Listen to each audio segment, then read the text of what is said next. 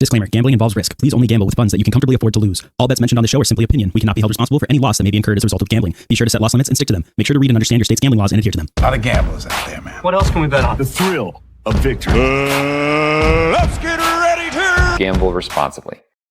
What is up, guys? Welcome to Big Bet Energy. We are back. As always, I'm your host, Ace. Let's get into how the show works. How Big Bet Energy works is that every week I come in with my 7 best picks of the week. I start off with a Thursday night football parlay, which counts as 1. Then I give you my 3 best picks, just straight money line, over, under, or spread for college football. Then my 3 best picks for NFL, just usually straight money line, cover, or over, under for the NFL. Last week, we got 3 of the 7 picks.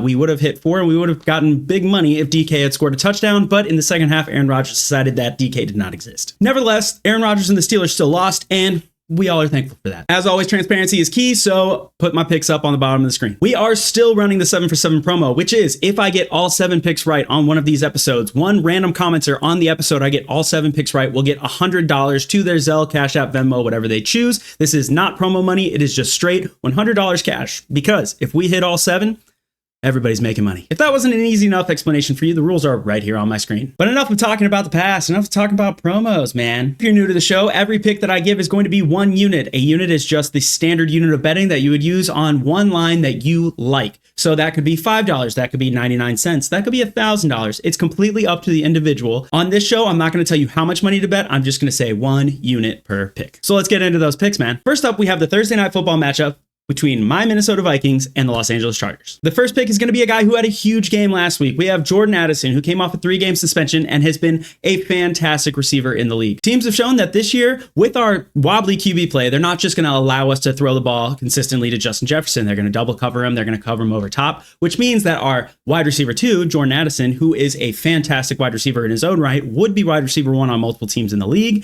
is left one-on-one a lot of the time. With his crisp route running going against a Chargers defense that hasn't been able to get at the quarterback as well as they want to, I can see him getting open. I can see him being Carson Wentz's best friend again for 2 weeks straight. We have him over his receiving yards at 50 or 54.5, depending on if you're on Draftkings or FanDuel. I seriously don't know why Draftkings won't just give us an actual yardage line instead of being like 50, 60, 70, but I digress. The second line we're going to have is Los Angeles Chargers wide receiver Keenan Allen over his receptions against the Vikings. If you're on Draftkings, it's going to be over 6. If you're on FanDuel, it's going to be over 5.5. I think that this line being at a plus is kind of insane to me. Maybe there's something that I'm not seeing, but Keenan Allen has literally never missed this line against the Minnesota Vikings in his career. He even has his career high receptions, 18 in a game against the Vikings in 2023. Now, when he was on the Bears, he had less production, but he still never missed this line. So I'm taking Keenan Allen over. And the last one, unfortunately, I am a Vikings fan, which means I know this team and I have the Chargers money line going into Thursday night. Now, all of this, if you're going to parlay it, which is the pick of this episode. So each of those picks, if you pick them individually, that's great. That is not number 1 pick on this show. The number 1 pick is going to be a parlay of all 3.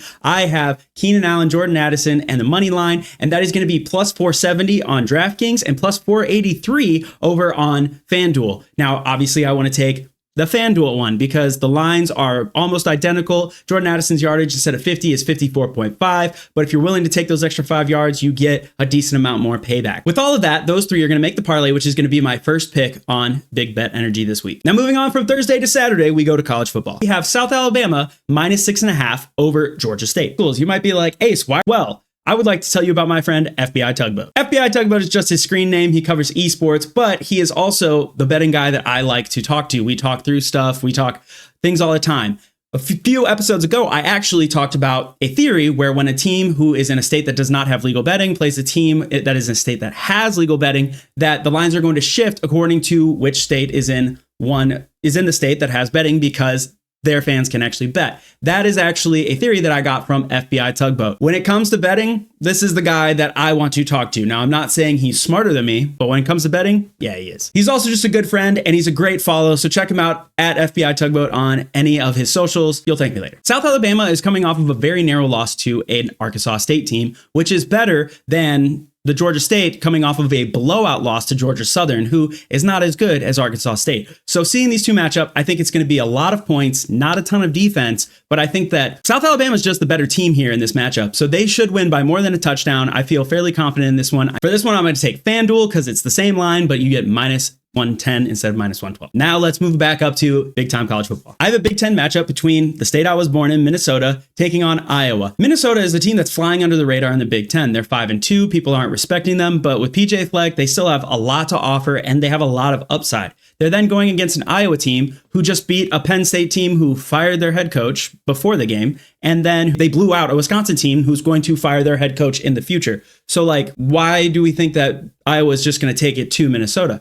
So I think that Minnesota is going to cover the spread against Iowa. It is an 8.5 point spread right now. I would take that. And then let's see, DraftKings is going to be a minus 108 while FanDuel is going to be a minus 110. Obviously we want to take the better odds there, especially if we're getting the same line. Now moving on to our last college football pick, we have UCLA covering the spread against Indiana. You're like, Ace, Indiana is number 2. UCLA is unranked and fired their coach. Yes, but UCLA is also a team that fired their head coach and then immediately started playing better ball. This is a team that people almost wanted to like relegate to the FCS from the Big Ten, but now they're winning games. Indiana is a fantastic team with a quarterback who is a Heisman sleeper, but honestly, UCLA can cover a 25.5 point spread. Both of these teams have one team that they played in common, that is Michigan State. And weirdly enough, both teams won 38-12. So if they're both putting up identical performances against the same school, why are we giving one a 26 point favorite? Now, am I saying UCLA is going to win? No.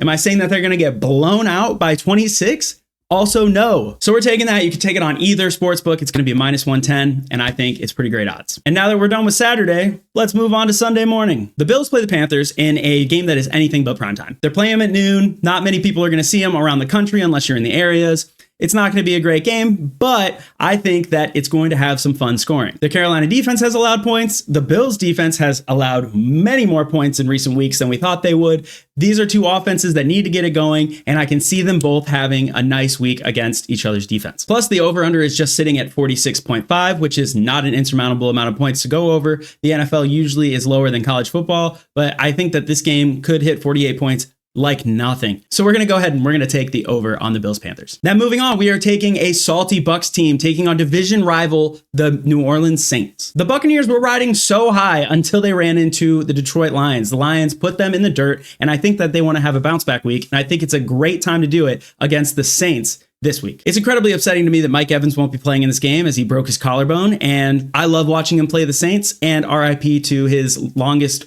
1,000-yard season streak. That's a tough one. I hate to see it go. But I still think with Baker Mayfield, Bucky Irving, Chris Godwin, and Emeka Egbuka, I still think that they're going to come and they are going to absolutely put it to the New Orleans Saints. So we're taking them to cover the spread at minus 4.5 this week. I think the spread should at least be 6.5. This is wild. Get ready, Saints. And lastly, in the NFL, we're going to take on my absolute least favorite team in all of sports, the Green Bay Packers, against the Pittsburgh Steelers, and we're taking this game over. I wish I could say Steelers money line, but I can't. This game, I think we have two offenses that are playing very solid, especially the Green Bay Packers, and we have a porous Steelers defense against a defense that I believe Aaron Rodgers can at least score a couple points on. Seeing as the line is lower than the other over I had at 45.5, I want to take this one, and it gives us something in a later window. And with that, we've rounded out all 7 of our picks. Let me know in the comments, do you like my picks? Do you not like my picks? Are you fading me this week because I went 2-7, then 5-7, then 3-7, and I'm all over the place? Who knows, man? But I want you to comment on this video because whether or not you're nice to me, you still could win $100 if I get all 7 picks right. Otherwise, even if you're not up money, I hope that you're enjoying the show. I'm having fun every week putting it on. I look forward to this, and I love seeing what you guys are commenting on the video. So make sure to leave one, make sure to hit the like button, make sure to hit the subscribe button, and I will see you to have even more fun next week.